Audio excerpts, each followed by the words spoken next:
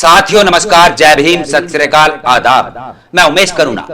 आज मैं बात करूंगा संत कबीर साहब व संत शिरोमणि गुरु रविदास जी को लेकर कि उनकी वाणी, उनकी बात, उनके वाक्य, उनके दोहे आज के समय में जो बहुत ज्यादा जरूरी है, जिनके ऊपर बात होनी चाहिए, चर्चा होनी चाहिए और उनको अमल में लाने का प्रयास करना चाहिए। लेकिन आज के दौर में जो हम देखते हैं कि एक होड़ लगी हुई है, कर्मकांड व पाखंड परोसा जा रहा है, बढ़ावा दिया जा रहा है। आज के सरकार द्वारा आज के युवाओं को भटकाया जा रहा है कि जो असल में कबीर साहब, संत शिरोमणि गुरु रविदास जी व अन्य हमारे संत महापुरुषों ने समझाने का प्रयास किया और हमें कहा कि कहीं भटकने की जरूरत नहीं है। यदि आपको अध्यात्म सुख चाहिए, यदि आपको अपने अंदर, खुद के अंदर खोजना है, तो वह आप स्वयं खोज सकते हैं। कहीं दर दर भटकने की जरूरत नहीं है। तो आज हम उसी पर बात करेंगे। साथियों, हमें गाना नहीं आता और ना ही कुछ बजाना आता, लेकिन हम अपनी बात के माध्यम से, अपनी वाणी के माध्यम से, अपने शब्दों के माध्यम से कबीर साहब व संत शिरोमणि गुरु रविदास जी की उन बातों पर, उन दोहों पर प्रकाश डालेंगे और आपके समक्ष रखने का प्रयास करेंगे कि आखिर कबीर साहब ने जो उस वक्त में, उस दौर में हम लोगों को समझाया, कहा कि कहीं भटकने की जरूरत नहीं है। तो हम प्रयास करेंगे। सबसे पहले कबीर साहब को सतनाम सत साहिब। साहिब तेरी साहिबी सब गठ रहे समाए, जो मेहंदी के पाथ में लाली रही छिपाए। लाली मेरे लाल की जिद देखुत लाल, और लाली देखन मैं चली, मैं भी हो गई लाल। अर्थात संत कबीर साहब ने कहा कि हमारे हाथ में जिस प्रकार मेहंदी लगाई जाती है और वह रचने के बाद, सूखने के बाद अपना रंग छोड़ती है, लाल हो जाती है और हमें एहसास कराती है कि यानी छिपी हुई लाली उस मेहंदी के अंदर होती है, उसी प्रकार हमारे अंदर भी वही छिपा हुआ है जिसको हम बाहर खोज रहे हैं, आध्यात्म सुख, आनंद। तो कहा कि सबसे पहले हम उस पर प्रकाश डालेंगे जो उन्होंने कहा कि हर जगह तू ही तू, जहां देखूं वहां तू का तू। समझाने का जो उन्होंने एक दोहे के माध्यम से प्रयास किया कि इसका भेद बता मेरे अवधू, साबुत करनी कर ले तू। डाली भूल जगत रे माही, जहां देखूं वहां तू का तू। हाथी में हाथी बन बैठा, चीटी में है छोटा तू। हे महावत ऊपर बैठा, हाकन वाला तू का तू। समझने का प्रयास करें आप कि चोरों के संग चोरी करता, बदमाशों में भेलो तू, और चोरी करके भागन लगे पकड़ने वाला तू का तू। तू ही चोर, तू ही सिपाही, सब कुछ तू। जैसा करेगा वैसा पाएगा। और उसके बाद कहा कि दाता के संग दाता बन जा, भिखारी में भेलो तू, और मंगता होकर मांगने लगे, देने वाला तू का तू। तू ही तू। फिर कहा कि नर नारी में एक विराजे, दो दुनिया में दिखे तू। नर नारी, नर में और नारी में, दोनों में तू है और दो दुनिया में अलग अलग दिखता है कि नर नारी में एक विराजत, दो दुनिया में दिखे तू, और बालक होकर रोवन लागे, रखने वाला तू का तू। कि जिस प्रकार एक नर और एक नारी, दोनों के अंदर वही खून, वही हाड़, वही मांस है। जो दुख नर को होता है वही दुख नारी को होता है, जो सुख नर को होता है वही अनुभूति नारी को होती है। दोनों के अंदर एक समान है, लेकिन एक संरचना की गई है। हम समाज के लोगों द्वारा हमने नारी को कम आंका, नारी को हमने एक पैर की जूती समझा, उसको हमने समय समय पर नीच साबित किया, प्रताड़ित किया, उसको नीचा दिखाया। यही प्रयास किया उन्होंने कि हर जगह तू ही तू है, उसे समझ, उसका दुख, उसका सुख सब तू महसूस कर। फिर कहा कि जल जीव जगत रे माही, जहां देखूं वहां तू का तू। जल जीव जगत रे माही, पूरी प्रकृति, पूरी सृष्टि, पूरी कायनात, सब में तू। जल जीव जगत रे माही, जहां देखूं वहां तू का तू। कहे कबीर सुनो भाई साधु, गुरु मिलिया है यूं का तू। और उसके बाद जो कबीर साहब ने कहा, बिना जतन मिल ना सके वो प्यारा महबूब, और बिना गुरु कृपा के वो मार्ग बहुत है दूर। कि मौको कहां ढूंढे बंदे, मैं तो तेरे पास में, ना तीरथ में, ना मूरत में, ना ही एकांत निवास में, ना मंदिर में, ना मस्जिद में, ना काबे कैलाश में, ना प्राण में, ना कुंड में, ना ब्रह्मांड आकाश में, ना मैं जप में, ना मैं तप में, ना ही व्रत उपास में, ना मैं तिरुकुटी भंवर में रहता, ना ही योग संन्यास में, खोजी हुई तुरंत मिल जाऊं पल भर की तलाश में। कहे कबीर सुनो भाई साधु, मैं तो हूं विश्वास में, विश्वास में, कि कहीं दर दर भटकने की जरूरत नहीं है। यह समझाने का प्रयास किया कि ना मंदिर में, ना मस्जिद में, ना ही काबे कैलाश में, ना मैं जप में, ना मैं तप में, ना ही व्रत उपास में, हर बातों का यदि हम गहराई से अध्ययन करें, समझे, तो इन बातों का अर्थ यही निकलता है कि आप जहां है, जिस परिस्थिति में है, आप वहां भी उस सुख की अनुभूति को पा सकते हैं जो आप दर दर भटक कर भी नहीं पा पाते।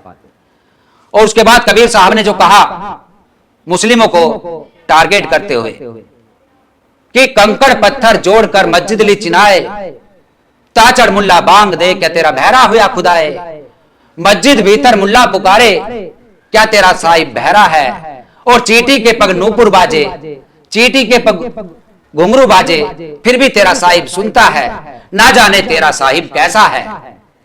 कि जिसको तू बांग देता है, चिल्लाता है जोर जोर से, अजान लगाता है, क्या तेरा साहिब बहरा है, और चीटी के पग, उसके पैरों में चीटी के जो नूपुर बजता है, जो जेवर बजता है, और उसके बाद भी तेरा साहिब सुनता है, उस चीटी की सुनता है, उस चीटी की जो एकता है, उस चीटी के अंदर जो बनावट है, उससे ही आप अनुमान लगा सकते हैं किसी प्रकार की, किसी भी बात की। इतनी चीटी के अंदर जो दिमाग होता है, कोई कमी नहीं रहती, अपना बंदोबस्त कर लेती है वह चीटी। फिर कहा पोथी पढ़ पढ़ जग मुया, पंडित भया न कोय, और ढाई अक्षर प्रेम का पढ़े तो पंडित होए, ना जाने तेरा साहिब कैसा है। ऊंचे नीचे आसन लगाकर तू लंबी माला जपता है, और मन के अंदर तेरे छल कपट है, फिर भी तू जाने क्या समझता है, ना जाने तेरा साहिब कैसा है।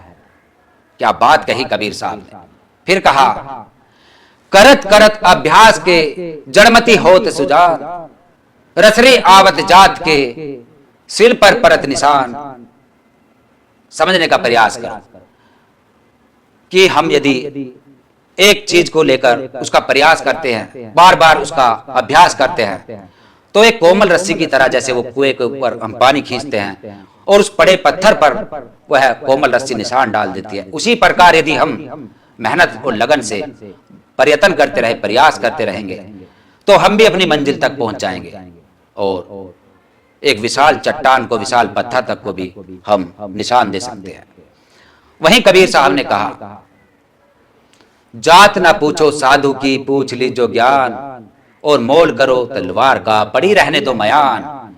कि किसी व्यक्ति की उसकी जात पर नहीं जाना चाहिए, उसके ज्ञान का मोल करो, और जिस प्रकार एक तलवार होती है, उस तलवार की कीमत होती है, उस तलवार की वैल्यू होती है, ना कि उसकी मयान की।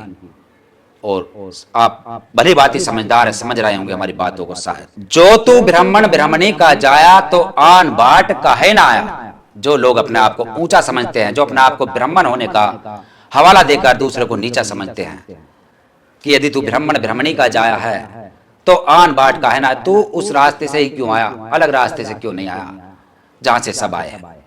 वहीं कबीर साहब ने कहा साधु ऐसा चाहिए जैसे सूप सुभाए, सार सार को गही रहे, थोथा दय उड़ाए। कि साधु ऐसा चाहिए, ऐसे लोगों की आप संगत रखे, ऐसे लोगों के साथ रखे, ऐसे लोगों के साथ रहे जो कि आपको अच्छा ही दे सके।